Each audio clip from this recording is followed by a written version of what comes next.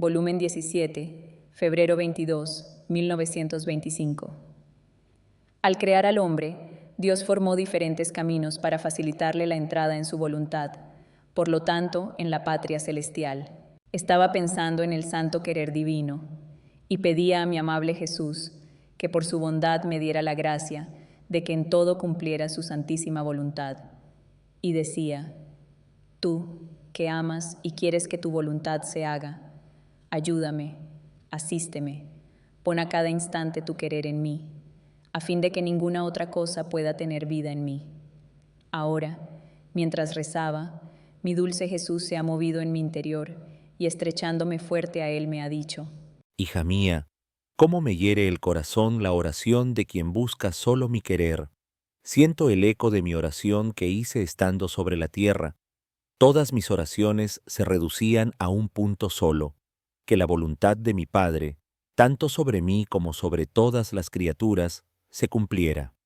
Fue el más grande honor para mí y para mi Padre Celestial, que en todo hice su santísima voluntad.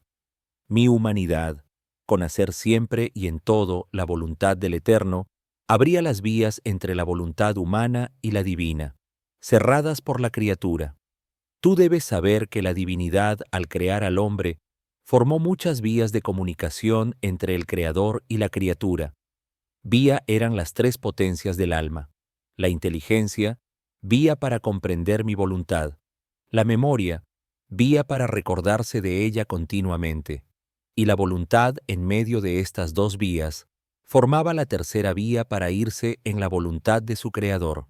La inteligencia y la memoria eran el sostén, la defensa, la fuerza de la vía de la voluntad, para que no pudiera desviarse ni a derecha ni a izquierda.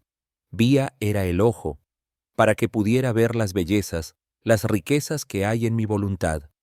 Vía era el oído, para que pudiera escuchar las llamadas, las armonías que hay en ella. Vía era la palabra, en la cual pudiera recibir mi continuo desahogo de mi palabra fiat, y los bienes que mi fiat contiene. Vía eran las manos, que elevándolas en sus obras en mi voluntad, hubiera llegado a unificar sus obras a las obras de su Creador. Vía eran los pies, para seguir los pasos de mi querer. Vía era el corazón, los deseos, los afectos, para llenarse del amor de mi voluntad y reposarse en ella. Mira entonces cuántas vías hay en la criatura para venir en mi voluntad, siempre y cuando lo quiera. Todas las vías estaban abiertas entre Dios y el hombre, y en virtud de nuestra voluntad, nuestros bienes eran suyos. Además era nuestro Hijo, imagen nuestra, obra salida de nuestras manos y del aliento ardiente de nuestro seno.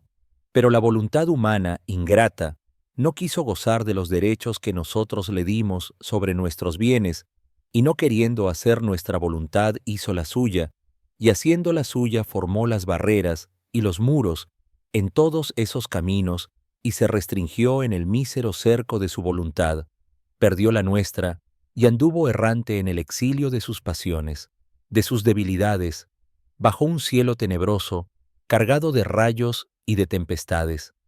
Pobre hijo en medio de tantos males queridos por él mismo.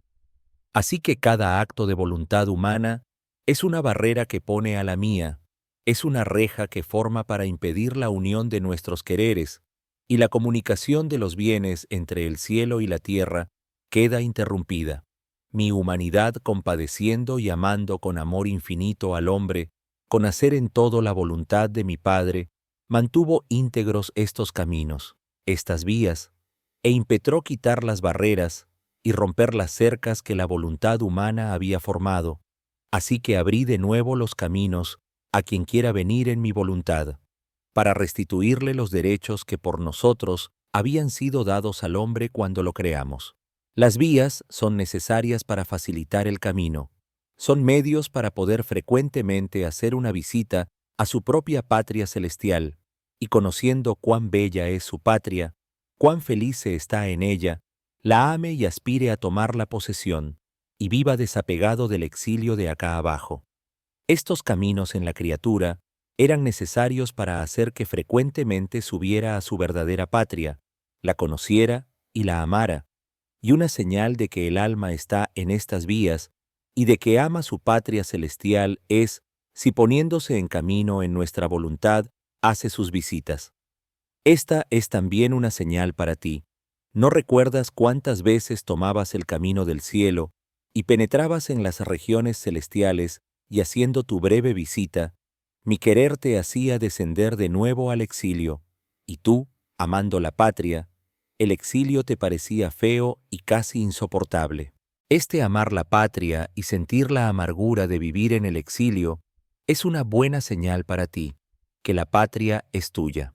Mira, también en las cosas bajas de este mundo sucede igual. Si uno tiene una gran posesión, se forma el camino para ir frecuentemente a visitarla, gozarla y tomar los bienes que hay en ella. Y mientras la visita, la ama y se la lleva en su propio corazón.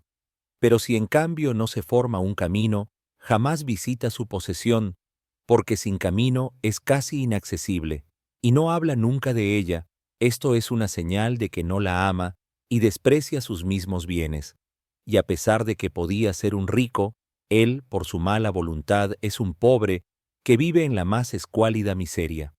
He aquí por qué mi sabiduría, al crear al hombre, quiso formar las vías entre mí y él, para facilitarle la santidad, la comunicación de nuestros bienes y la entrada a la patria celestial.